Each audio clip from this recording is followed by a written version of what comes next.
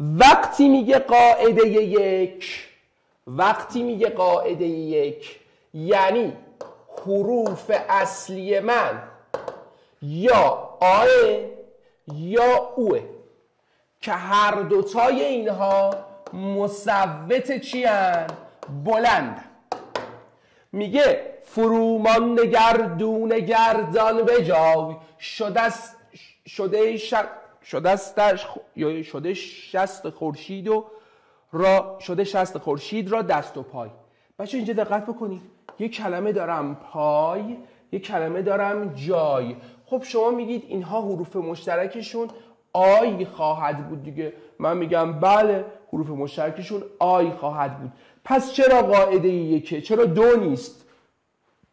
کی میدونه؟ چرا دو نیست؟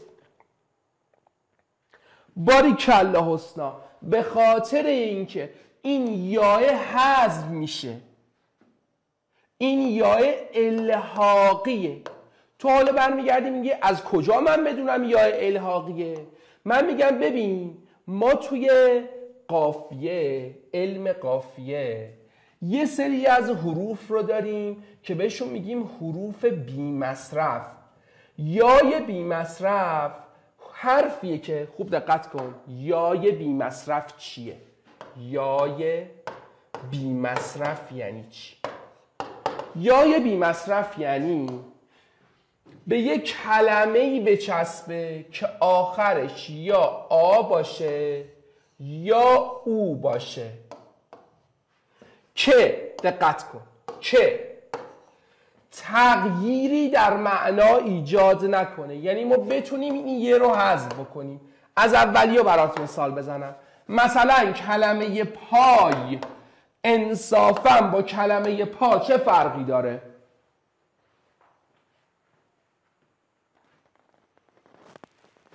هیچ.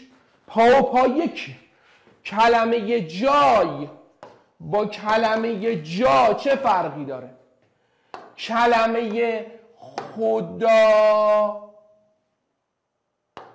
ببخشید خدارای میخواستم بنویسم، خودآرای با کلمه خدارا چه فرقی داره؟ این یاهای بی مصرفن. این یاهای بی مال خود کلمه نیستن. این یاهای بی مصرفن. از پایینی مثال بزنم. مثلا کلمه بوی با کلمه بو هیچ فرقی نداره. کلمه دلجوی با کلمه دلجو هیچ فرقی نداره. میفهمی چی میگم؟ اما بعضی وقتا هستش این یه واسه خود کلمه است. مثلا چای، من میتونم یه شو الحاقی بگیرم مریم خانوم؟ مریم میتونم؟ نه دیگه، چای چا نیستش که، نمیتونم الحاقی بگیرم یه شو که. ها این مال خودشه، این مال خودشه. حالا بریم سراغ این نکته. خیلی نکته مهمی بود، خیلی نکته مهمی بود.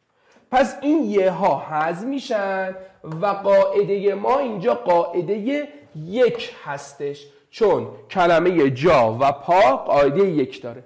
به بوی آن که شبی در حرم بیاسایند، هزار بادیه سهل است اگر بپیمایند. خب من میگم اندش حذف میشه، من میگم اندش حذف میشه. بیاسای و باز بپیمای، بیاسای و بپیمای. بچه اون یهش هم بازم باید حذف بشه. اینجا باید بمونه بیاسا، اینجا بمونه بپیما. باز هم قاعده ایه که آقا یه چرا باید حذف بشه؟ نکته بنویس. برای اولین بار داری این نکته رو از من میشنوی، حتی اگه تو کلاسای قبلی من هم بودی. نکته بنویس، نکته بنویس. بعد از بن فعل هرچه آمد الحاقی است. یعنی چی؟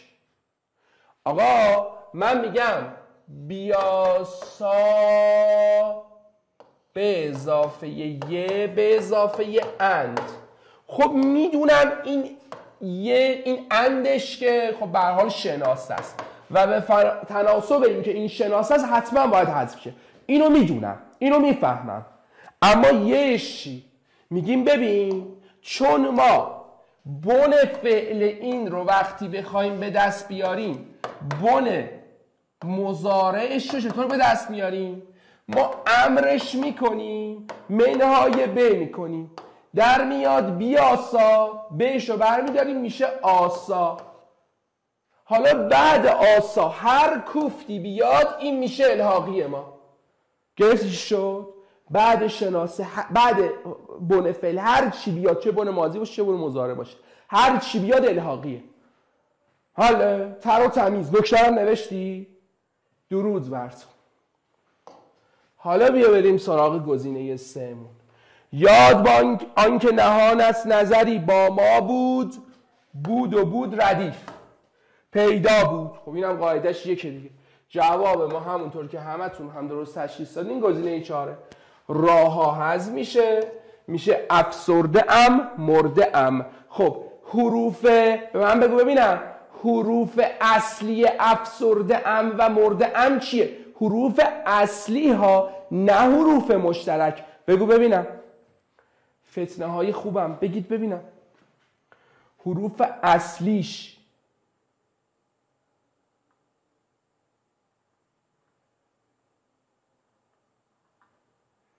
اصلی میگه د، میگه افسرده. بابا حروف اصلی. قربون بی سوادیتون، قربون بی سوادیتون، قربون بی سوادیتون. اینجا رو نگاه کن، اینجا رو نگاه کن، اینجا رو نگاه کن. بعد میاد میگم ما 80% بلدیم، میاد میگه ما 80% قافیه رو بلدیم. قربون اعتماد به نفستون. اینجا رو گوش کن، اینجا رو گوش کن، هیچی تایپ نکن، منو گوش کن، منو گوش کن. ما یه حروف مشترک داریم، یه حروف الحاقی داریم و یه حروف اصلی داریم. کلماتمون افسرده ام و مرده ام. مشترک اینها میشه ارده ام، مشترک اینها میشه ارده ام، ارده ام، افسرده ام، مرده ام. این مشترک. حالا الحاقی ها رو حذف کن، الحاقی ها رو حذف کن. یکیش د میشه، عذرخواهی میکنم، یکیش ا میشه. چرا ا میشه؟ این ا رو چرا ما الحاقی میگیریم؟ میگم یکیش هم ام میشه. این امه به خاطر اینکه شناسه است حذف میشه. به خاطر اینکه شناسه است امه رو حذف میکنی، آشغالشه دیگه. شناسه بعداً ملحق شده دیگه. این ا هم به خاطر اینکه های بیان حرکه هستش تحت هر شرایطی حذف میشه. آقا یعنی چی های بیان حرکه هستش حذف میشه؟ من میگم صبر کن، نظرتون چیه؟ یه بار از اول اصلا حروف الحاقی رو بگم، بعد بیایم برسیم به های بیان حرکه. ببین دختر خوب، پسر خوب، حروف الحاقی که تو کلاس من اسمش آشغاله چون حذف میشه، شامل ضمایر، شامل شناسه ها، شامل بگو نشانه های جمع، شامل یای بی مصرف مثل کلمه بوی و بو، و شامل، خوب دقت کن به این، خوب دقت کن به این، کلمه یا حرف ا که بعضا این شکلی هم نوشته میشه به اضافه مصوت بلند ای. یعنی چی؟ ببین این نکته آخر رو توی کتاب درسیتون نگفته ها، پنجمیه تو کتاب درسیت نیست ها، بنویسین ها. آقا یعنی چی؟ میدونی یعنی چی؟ یعنی اگر اسم من علی باشه اون ایش الحاقیه، آقا ایش مال خود کلمه علیه، عیبی نداره، قانونه که الحاقی باشه. صندلی ایش الحاقیه. هر کلمه ای که آخرش مثبت بلند ای داره الحاقیه. تا حالا سوال نشده برات آقا چرا ما قاعده یک قافیه وقتی میگیم چرا آ و او رو حساب میکنیم مثبت های بلنده، ولی ای که مثبت بلنده چرا اونو اساس قافیه قرار نمیدیم؟ چرا اونو به عنوان حروف اصلی قافیه نمیشماریمش؟ چه گناهی کرده ای؟ میگیم به خاطر اینکه ای همواره الحاقیه. برای مثال کلمه میروی ایش الحاقیه، علی ایش الحاقیه، تهرانی ایش الحاقیه، خدایی ایش الحاقیه. هر کلمه ای که آخرش ای داره الحاقیه، چه میخواد ملحق شده باشه اون ای، چه میخواد مثل اسم من علی ملحق نشده باشه علی، ای هم مال خودمه، ای واسه خود اسممه، ولی خب میگیم الحاقیه. فاطمه زکیه، این ای که به اسم شما چسبیده الحاقیه. زکیه میگه بابا اسم خودمه، بعضا اضافه نشده مثل ضمیر، که میگم عیبی نداره الحاقیه. همه ایش الحاقیه، آفتابه ایش الحاقیه. هر کلمه ای که آخرش ای و ای داره الحاقیه. خب حالا بریم اسلاید قبلی. ما مرده‌ام و یکی بود مرده‌ام و چی؟ افسرده‌ام. حالا الحاقی ها رو حذف میکنیم میمونه ارد. ارد میشه حروف اصلیش. ارد میشه خنده ایش الحاقی. آیسانا ایش الحاقیه. خب بچه ها اگر به شما گفتن الگوی حروف اصلی چیه شما چی میگی؟ میگی یه مثبت کوتاه او به اضافه صامت به اضافه صامت. این میشه الگوی قافیه شما. یاد گرفتی؟